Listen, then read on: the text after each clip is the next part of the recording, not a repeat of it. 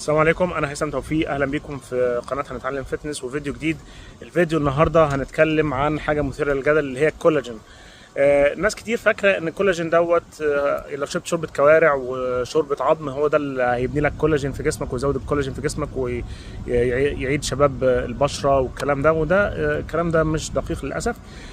عايزين نعرف ايه اللي بيوصل فعلا للمفاصل وايه اللي مجرد اكل.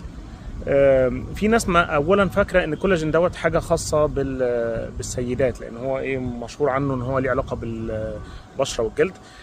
فده اعتقاد خاطئ، لان 60% من الاوتار والانسجه بتشيل الحديد وانت في الجيم ده كولاجين.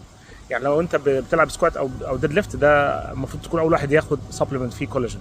وبرده في ناس مقتنعه ان كريم الكولاجين دوت هو ده اللي هيرجع شباب البشره والكلام ده، وده غلط، لان الكولاجين جزيئات كبيره جدا صعب تخترق الجلد اصلا.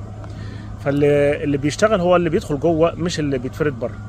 الكولاجين الطبيعي ده عامل زي ما يكون حبل كبير ضخم سميك، الجسم بيعافر اصلا عشان يهضمه ومش عارف يتعامل معاه. طب لو انا طبخته في شوربه والكلام دوت، لا، الحبل اتقطع شويه بس لسه كبير وصعب ان هو يتهضم، وجزء قليل منه اللي بيتم الاستفاده بيه. طيب نيجي بقى للحاجه الثالثه اللي هي الكولاجين بيبتايدز، اللي هي انا مسكت الحبل ده حرفيا قطعته لمليار حته. فده الحجم المثالي ان امعائك تمتصه، ان في مستقبلات خاصه بيه وبيطلع في الدم زي الهواء. فهو الاكثر فعاليه بيبتايدز، او بيسموه الهيدرولايزد كولاجين.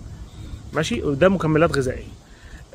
طيب لما دي بتوصل للدم، توصل للخلايا اللي في الاوتار والجلد والكلام ده، بتقول لها يلا يا رجاله ان اشتغلوا هنبني كولاجين جديد.